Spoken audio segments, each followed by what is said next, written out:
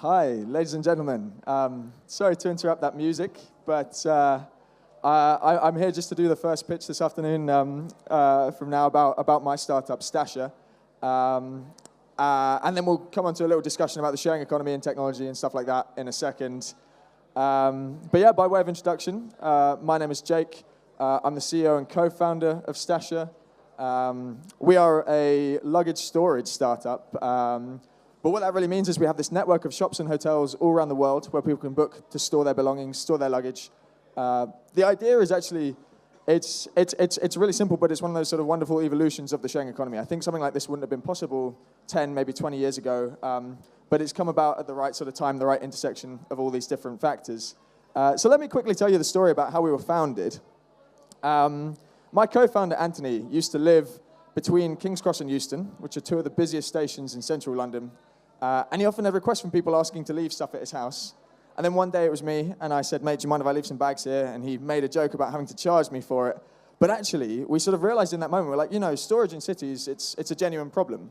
And at the time, the only solution that was set up to help were the station lockers. Now, they still exist, but they're really expensive, there are long queues, and we just figured we could do something better. So we set up this really simple website where people could book to store their bags originally in Anthony's flat, and then in my flat, and then we added more friends' flats. And then over time, we realized that flats didn't make as much sense as shops and hotels, because shops and hotels already had storage space. They're desperate for ancillary revenues, they have CCTV, and they have reliable opening hours. And out of this, Stasher was born. And we've come quite a long way since those really early days when we stored those bags back in Anthony's flat. We're now live, I think, in 150 towns and cities all across the world. We've stored nearly 200,000 bags to date.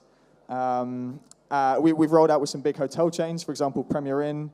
I think maybe our proudest statistic of all is that we've stored all those bags with 0 claims on our insurance to date. So the process works, which is really nice. I guess the reason I'm here is it's in part to sort of address our next challenge, which is the business works, but what we want to do now is raise awareness for it. There's a lot of people who, they find themselves in this situation where they're traveling, where they have luggage, and they don't even think to Google. I mean, we rank well on Google, but if they don't think to Google, I mean, how are they ever going to hear about us? And to that end, we've been making lots of partnerships and working on our marketing. And an ideal kind of partnership for us is like, we work with Airbnb managers, and they tend to refer people to us at the exact point of need. We work with all the tourist information centers, and we're trying to roll out and do more and more of that. And yeah, I mean, that sort of ties in with the ultimate vision, which is we want this to be a service that's sort of Uber levels of convenience, but for storage. Wherever you travel, wherever you are in the world, I want people to know that there's somewhere they can store their bags at half the price of lockers just around the corner. That's what we're trying to build here. I think now's a good time to go over to questions and interviews. Cheers. Thank you for listening to me. Wonderful. Hello, how are you? I'm very good, thank you, Jack. Cheers. Good. A colleague off stage asked me to ask you what's the strangest thing that someone has left. but then advised me I shouldn't ask that, but here I am. I've done it. No, that's fair. To my knowledge, nothing too weird. I think the best request I got asked was, there was a diabetic guy who asked if he could leave his fridge to keep his sort of medicine cold during the day while he was traveling around London. And we managed to find a hotel that was happy to sort of plug it in for him. So that was quite a nice Now you've made me look terrible here. That's fine. You mentioned early on about that really this business wouldn't have been possible without the sharing economy. Like, what is it about that as a sort of recent thing that makes businesses like this possible? Yeah, it's a good question. The sharing economy is an interesting one because I think as a term, it's almost a bit broad and a bit vague. But I guess for me, what I think of when I think of the sharing economy is it's about that intersection of technology and then resources that are sort of underutilized. And I think it's combining the two in a way that means that people, like Uber, people can sort of use space in their car to help other people get around. Airbnb, use space in your flat to rent out to people when they're traveling. Same idea with us, except it's connecting businesses. So it's connecting hotels with storage space with people. And that sort of thing, I mean, it's very much in part down to the technology, but I think the other massive factor that's important with the sharing economy is trust.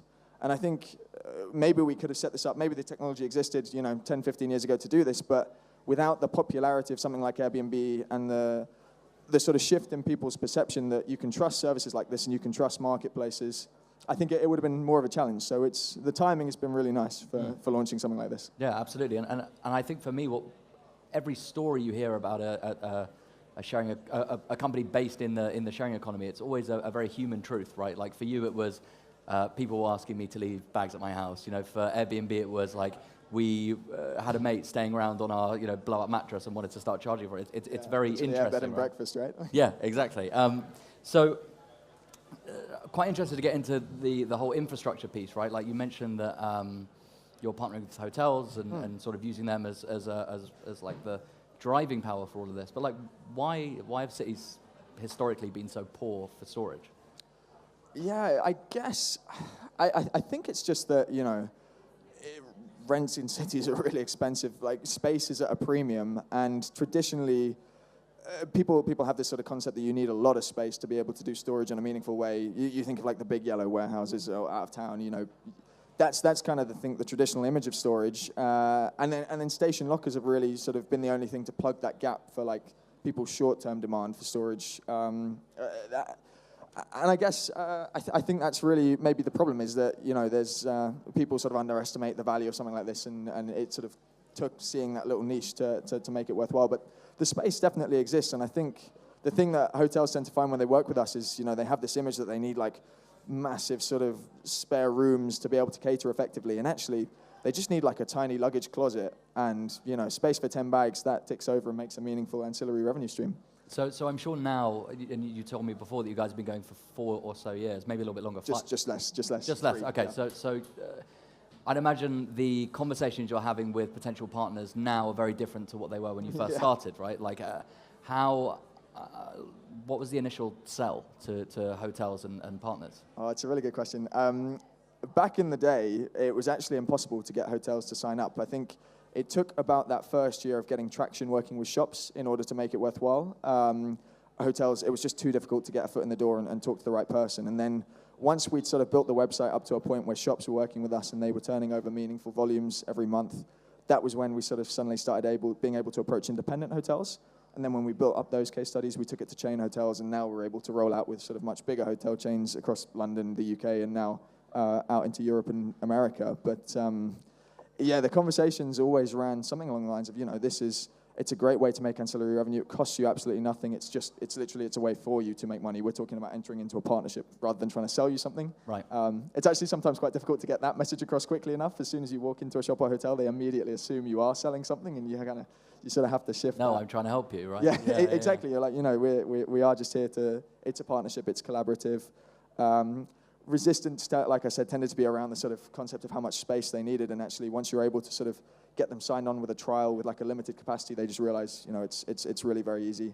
A cheeky sell we used to make to hotel owners as well was that actually a large proportion of our customer base are Airbnb users.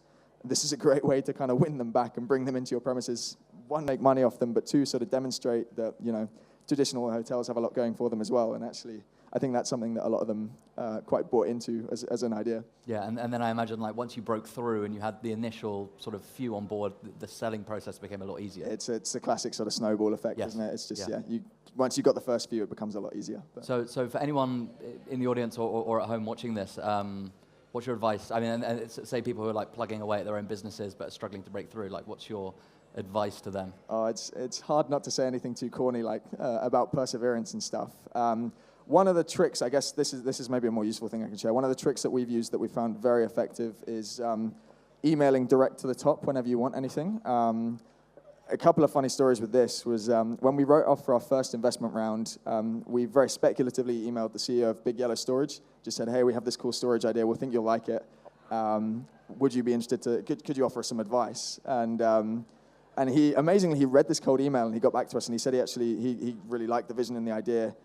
He ended up joining as our first angel investor. And ever since then, we've kind of used this trick repeatedly. Whenever we've wanted to get in an organization, we've sort of looked around, tried to find an email at the top, and generally, the CEO himself or whoever won't tend to respond. But if they cascade it down to a person who's appropriate to deal with it, that person then receives an email coming from their sort of top line saying, take a look at this. They're going to do it, and it's genuinely a trick that really works. The Big Yellow guy, we found his email on something called ceoemails.com. So there's a lot of good stuff out there to a fine line between trickery and deception. No, that's fine. Look, last question. I mean, there are tons of brands and advertisers and marketers here at Advertising Week.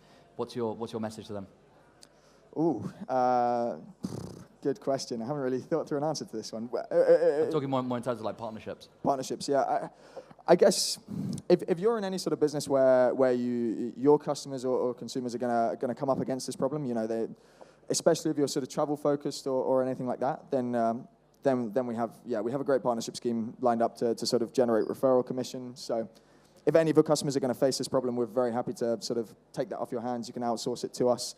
Otherwise, you know, we're always interested in sort of trying to raise our own profile. Very happy to talk about that as well if there's any sort of opportunities you have available. But yeah. Cool. Thank you very much. Absolute pleasure. Thank you, Jack. Cheers. Pleasure to be here.